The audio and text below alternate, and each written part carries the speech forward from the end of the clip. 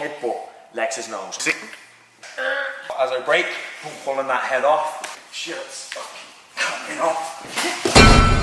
What's up guys, and welcome to a brand new series. If you've been following me recently, you'll know I'm getting back into that fight life, that's fight training style, where we're bringing back that functionality, explosiveness, and still building muscle and a good physique. But I thought, if we're going to take all this information and put it into a gym, isn't there a real life way we can use this? And there is, that we're able to adapt some of this to self-defense. So I'm bringing in a co-host for this series. Welcome to the little screen, Scott Harvey. Hello. AKA Hazard Harvey, who is a MMA athlete going pro this year. Yes, that's the plan, You are fighting with who? I'm fighting with SPJ in Charlestown. Training here for approximately 8 years, and I'm going to take you through some self-defense stuff today to help keep you safe on the streets. First, what we're going to do is we're going to take you through some of the most common ways that you might find yourself in an aggressive situation, when you find yourself in a confrontational scenario. And we're going to give you two variations. We're going to give you the break and escape and the break and batter.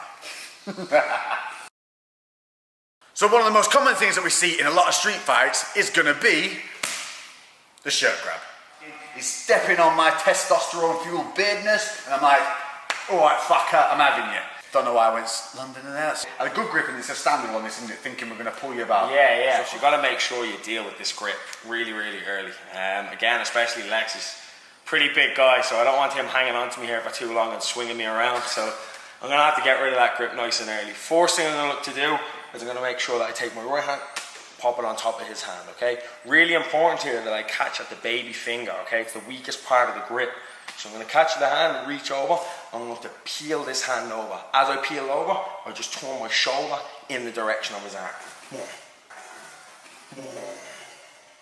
Peeling that hand off nice and quickly. And making sure straight away when I get off this angle is I turn off immediately. I don't want to stay here for any big shots. I'm going to push him off and I'm going to disengage as fast as I can. In real time, you'll be like, all right, grab, bam, pull, gone. Now, one more little thing to add to that. What would you do if you know they're going to hit you straight off this shot? I'm going to make sure I get my head off this center line. I don't want to leave my head in this line where, again, if that strike's coming, I'm going to eat it. I'm going to make sure the second I grab the shot, I'm pulling my head out with that. He's always going to throw it directly to where my head last was.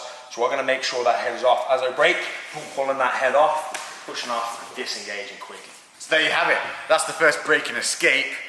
Now for the fun one, the break and batter. Option number two is where you have been left with no alternative but to make sure that you and the people around you are safe, because this boy has got a little bit bouncy, he's got a little bit leery, he's fucking not having none of this, he ain't calming down, and he's coming at you.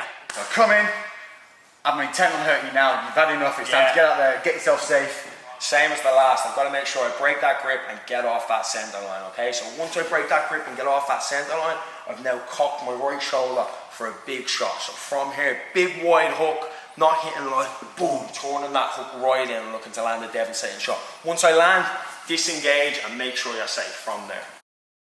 So we'll just give you in a little bit of real time so you can see how it would work. So you're around the fucking want some? Do you want something? I've had enough for you, you fucking A, fucking come on in, fucking.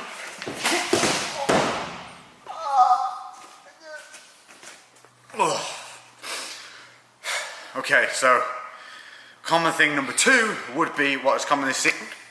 You got a fucking throat grab. So we've seen it, we've all seen it, we've come in and they've grabbed your throat. And immediately a lot of people here will panic, you'll just see them pull this face. What's your solution? So yeah, you're going to find a lot of work trying to reach in at that wrist and trying to fight at the hand here. It's an awful lot of work. We need to get out of here quick. We can't afford to be panicking around and flapping. Immediately, right hand comes over at the crook of the elbow, left hand supports. I'm going to snap down and step back at the same time. Oh, disengage. Body weight, hips down, body through, boom. So you're stepping back, weight down. Snap. I'll grip quite tight there. You can see you've got nice and red. And I'm going to hold, no chance. No chance. You need to remember as well, on a grip like that on the neck, it's not really much of a grip. There's nothing on the back holding my neck and I can always go backwards. It's more of a squeeze, okay? It's just slightly uncomfortable. All you've got to do, straight over the crook of the elbow, support it with my left hand and snap down violently. If I'm here, I'm just not. Making sure you're off balancing. So there's your break and escape. Break and batter. Again, got a bit lowery. I'm definitely going to cause you some problems here. So I've come in, grab that throat, and you got to just make sure you're safe. Now put an end to this idiot. I'm going to make sure, again, same thing, right hand over the top. I'm going to snap down fast and hard, snap. From here, left hand on the head, and I'm going to spike that big right knee. Anywhere on that snap, boom, straight up that middle line, okay? Once from there, disengage, okay? So you're just looking to land that knee, big and solid in the biggest mass you can see. It's a shot tactic. It's a shot, like I was saying, you've got to land a big, hard shot. There's no point in flapping around here again with light shots, nothing that's going to be significant. You've got to make sure that you're safe. So you're going to snap down in, because I'm coming for your throat, so I have intent, you know, at this point, to cause you harm. So in real time, so you guys can see what it will be like. All right. Do you want some? Do you want some?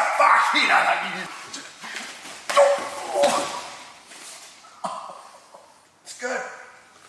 Yeah. Okay. The most common thing you'll see, third in line, is going to be when someone, the double shirt grab, the double throat grab. So the double or the double, we've got double shirt, double throat. Now we're going to show you it from the double throat because this is the most confrontational side of it. Here we're a little bit safer, we're not actually having any physical harm at this point. If there's hands on the throat, it's a little bit immediate danger. Yeah, most definitely trying to get out of here, okay? So the second they've got those two hands on the neck, it's going to be very hard to fight two hands at once. Yeah, I've got a good grip now. There is more of a grip on this. Yeah, definitely. And if he's big, he's going to crush our neck here pretty quickly, okay? So we've got to make sure that I bring both my hands on the inside to widen this grip. It's strong when it's together. Bringing it in and punching those hands in. From here, I'm going to push on Lex's chest, but as I push, he's going to go back. I have to make sure that I slide back as well, okay? So I don't want to stay here and punch in and try to push him and he stays there. He's solid. I'm going to make sure, punch in and push out as well. So that's the, you know, nice break and escape. Breaking bad. So in. So he's got to put it down again. He's got a bit Lowry. He's come at you. Same thing. Punching inside, breaking that grip, okay? From here, we're going to take a double tie clinch, two hands on the neck, okay? From here, I'm going to look to headbutt Lex's nose. I'm making sure that I headbutt with this top part, that comb over part of my hair, lowering myself, driving straight into the nose. I pull his head onto the headbutt, driving it, okay? Little things to note on that tie clinch.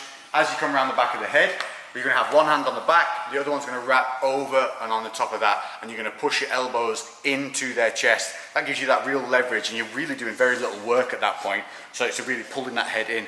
What we don't want to see is when we've got that clinch, is a wind up, and then come back in, because during that wind up, one, we're losing that tension we have here, where we've got control, and two, I'm opening myself up for that boom. So, in real time, what it would look like.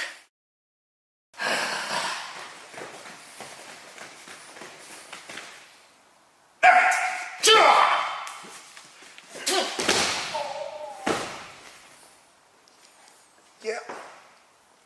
Yeah, it works. Right, well, there you have it. Cheers, Scott.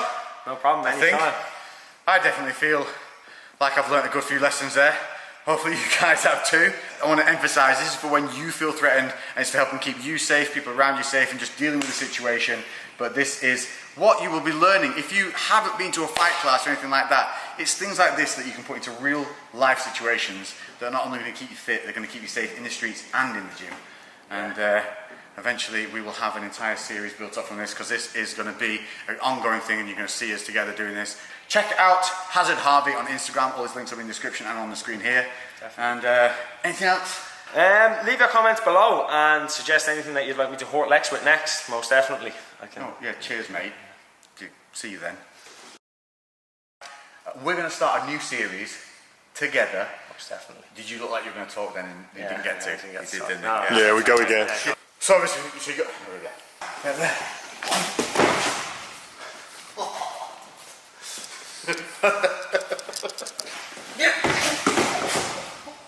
Name fucking.